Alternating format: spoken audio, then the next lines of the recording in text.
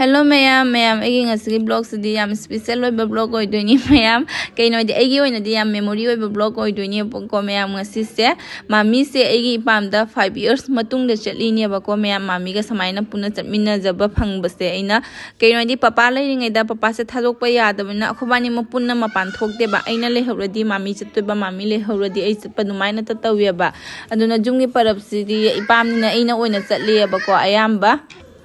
ado yang minasi mayam makata na dum kari kari tau ba hai bedo chatpada the dia se mayam je umai makhuse school legine durga saraga photo tharau hai ba ko aduge alta dei ba makuse loina taisale do madi yam harau zari jeng bada phajai phajade ka khang ponte ado ipam da chalabani na mayam lai heruk su lai re kat na badum khara ado rangi khali se maina heruk leiba khotpa gidi yam na nungai ba ko bazar masa am su lai bani na de heruk ki jon ba gidi yam na lai ba ko aduduna gari parking su nungai ba si mafam sa aduna ayam ba si mafam dei ta lei ba ko heruk se khoi aduga misti su khara lei re misti sina loknath ta gi lei re loknath se yam nungai ba aidi haidi kai haidu no khangde yam nungai customer jam service jam phajai ba lum mana lo ne doi se ke di adha ke di da champi ne doi ga doi di rosgula kun ga kalan montara ha kapore tumninga bo macha Kakuire mayam rang khali mai gai lak ta base lambi ga yam pak tho me haidi drain se sathara ga sari ra khangde pak thong na ure lambi se do mayam jam di loire na puja gi bazar ni na hujikti aduna yam se di haina kana ru dre sathi na jam oire ado gari se kumthara ga chatning ai duni jam se aduna ai di hujik bazar to bu ga chatning de bo mayam ai puja gi shopping ga thokte hujik kan bazar da chilli be mi sing do u badane kok ngaw ba sathi na chille ba mi se ado pendel su saba hawgatna re loi narak to re ne aduga lambi gi samaina decoration to bo su hawgatna re ba ayamba adu sina rain khali side ni mayam rain khali sidi puja chaw chaw na tawina mogi torun club kaina leibani ba mogi ado yam chaw na tawi ba moi se sahi kuningi ne to si se torun club tu ni si se akhoi angang ori nge degi si se num chaw na tawna la abani ayamba matam da ne sigi mafam se अखोइना जुमदगी थोलकपददी मैम नोंग से चूदेबा को अदरांगी खाली खतंग लांधरगा ने नोंग से खखरा चूबा हौगलेबा जुमदे थोकपददी नोंग तनेबा मंगहौरिबा नोंग चूदेबा दो रांगी खाली से अखोइना खतंग लांधबगा दुगेगी नगातिला जौरकपदगी नगा दि लोइरे मैम पुरा हाइदी नोंग से अलैबिदा हाइधरे सिना ऑटोरगी साइड का से लोइ थादरेबा अखोइ फीगा लोइ चोले साइड साइड की फी से नोंग फेल सिना ने हाइदी कई हाइदनो नोंग से कन्ना चूरबनी फुजल्ले अब ऑटोर सिगी मनुंगदने ऑटोरदी नोंफेल चंगिना दुम अयाम्बा मतमदा दो कन्नगा चूरबनिना लोइरे अदुगा मयामना गातिलादी थबक लोइरे पुरा जेमु लंबी से पुरा आइदी ऑटो टोंग चली से किजाबना घाट हाइदी कोंगुट मयाम लैरे बको सिंगजिना थुमजनग्रगने गाली सिंगजिसु लंबी फरिरा फतिरा खंगदेबा दुम ब्लाइंड दा थोबो दुमाइ तौरेबा उबदा जाम किजे आइदी समाइना तोंगबसेने मयाम ऑटो सुगा लोंगबगा सु जाउनरिनी ऑटो दी दम मपांगन सोलिना दुजाम कनबा ओइदेदना जेंग दो लंबी से नगातिला से लांधरगा मैम सुनाबारी गाट खरा लान बबौ नोंग से फजना चुरमी बको नोंग से अदु लोइरगने मैम सुनाई चंगकपदै नोंग से खरा तपथर इबा हाइदी याम कन्ना चुबगी चांगदो ओइदरेबको मंग नगातिला दना चुहोब खुकंदो सुनाई जबदा चुरमदबगी वानी दुजाम कन्ना अदो दुम चुना चुना सुनाई दि जौरे सुनाई बाजार से मैम पुंगोन ओंधो मे खोइना हाना कॉलेज तमिंगै मतमगी सुनाई दो नत्रे लंबी गा से मथोंग मनम खंगक्तरे दि हौजिकान ओंधोएबा पुरा हाना दि अखोइसे सिमा फमसे गेगी ऑटो टोंगा मिनियाबा स्वाइ से बाइक ngata लेसे ऑटो स्टैंड ओइरा मिनियाबा खोइ सोमगी चटपगी से दुकान सिंग से लोइ एयाम खंगनैबा सिगा अखोइ ऑटो से ngai दोरिनेबा सिगा लेपगने दो हौजिकति ऑटो स्टैंड गा से सिगा ओइदरे आ लापथना ओइ घरे दो मैम अंगांग मैम स्कूल ड्रेस का सेलगा पे का उपगा साइकिल गा इल्लगा लाइसे अखोइगी स्कूल तमिंगगी मतम याम मिस तौबगी वानी मैम हाइ स्कूल तमियारा खोइदि खुन्निना को खुलक्ता लैबनिना समाइना का चटलकपसे याम मिस तौयबा मोइ चली से उरगा तादुदैना वीडियो से लौरकपनिदा मैम अदो खुन जौरे मैम खुन से सिगी थोंग से साबदगिदी thina na e hai tare kai gino hai di mi akta chatpa first time chakpa mi na di dugjam na e hai na khalloi ba do akhoi di hana koi na chatlam bani na ne hauji pra isam sam gi basiga na yam na e hai na khalle ba thong se lan ba akhoi khunoi re na kwa do yum jawre me yam jum jawra ga e he taton gi dukan da chali ni jum jang ni ngai dai jum chatpa khuding gi taton dukan se sarak pa khuding gi taton dukan se ga hana chang be habit oi re pura Sibiro, Sibiro. I hate the mama Sibiro. Nhưng mà khi là ấy không La, Sibiro la. La, Sibiro se. Sibiro ge.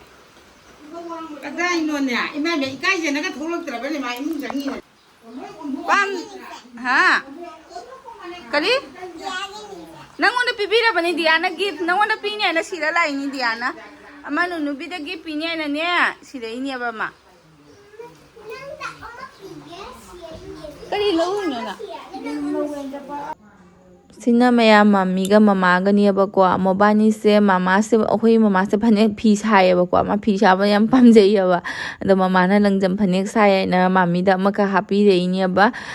do mami ga mobani se ka I ni ba phi se haidi sang na lei ba do jongkham de gi puthora ga adu do ama kha ka I ni ba mami gi saru aduga sina mayam hoi handang ne puja se khuna laibu oraga durga ma se la chaga ni ba ko handa adu dugi kumari leidana ko kumari sing du da mareng banda phi matek amam ya nei na ko bol nimita adu dugi mama na sabira ba phi matek sa adu phi matek to khoi lai nga da pu roi na thup challi ni ba sa ba loi rai na aduga ani sina reels jenga ga jagoi sana leirame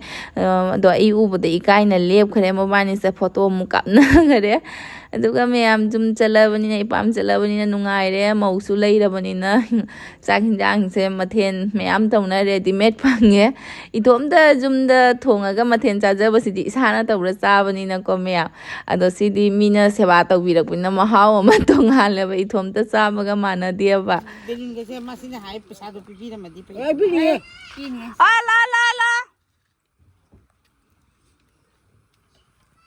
Oi, lại nè. Malangam dro. Ngami. Lao ni. Ô lâu gì đấy. Lại. Bung hạp nó cả khăn rồi cho nó. sân ca rồi mà mày phải mình gọi là cần thằng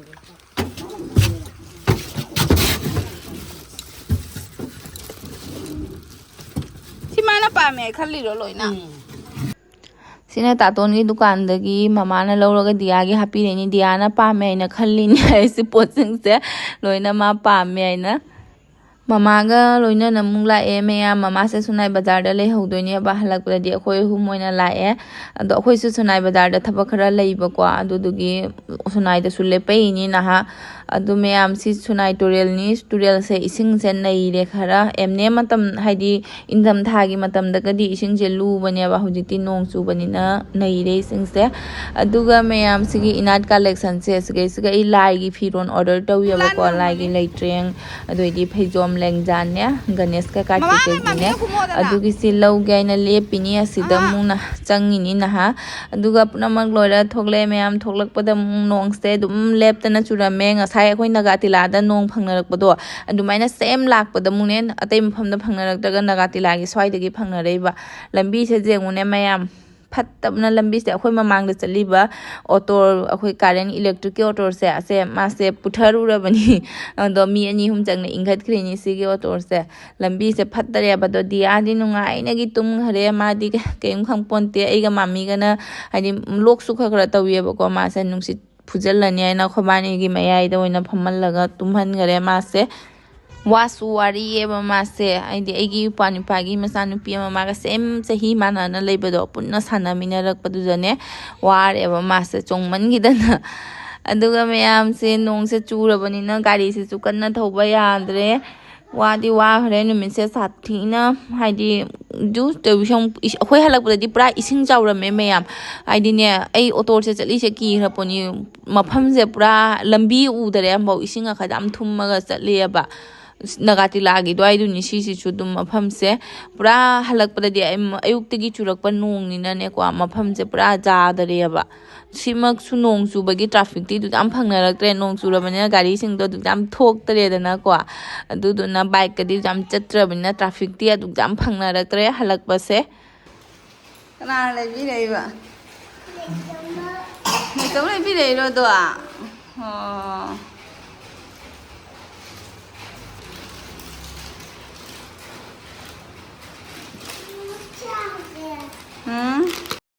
ꯌꯨꯝ ꯌꯧꯔꯦ ꯃꯌꯥꯝ ꯋꯥꯁꯨ ꯋꯥꯔꯦ ꯅꯨꯃꯤꯠꯁꯦ ꯅꯣꯡꯁꯨ ꯆꯥꯔꯦ ꯈꯔ ꯅꯣꯡꯗꯣ ꯄꯤꯇꯤ ꯄꯤꯇꯤ ꯆꯨꯔꯕꯅꯤꯅ ꯑꯗꯣ ꯃꯌꯥꯝ ꯉꯁꯤꯒꯤ ꯑꯣꯏꯅꯗꯤ ꯑꯩꯒꯤ ꯕ꯭ꯂꯣꯒꯁꯦ ꯁꯤ ꯃꯇꯥꯡꯁꯤꯗ ꯂꯣꯏꯁꯤꯟꯖꯔꯒꯦ ꯃꯌꯥꯝ ꯅꯦꯛꯁ ꯕ꯭ꯂꯣꯒꯇ ꯑꯃꯨꯛ ꯐꯪꯅꯔꯁꯤꯀꯣ ꯃꯌꯥꯝ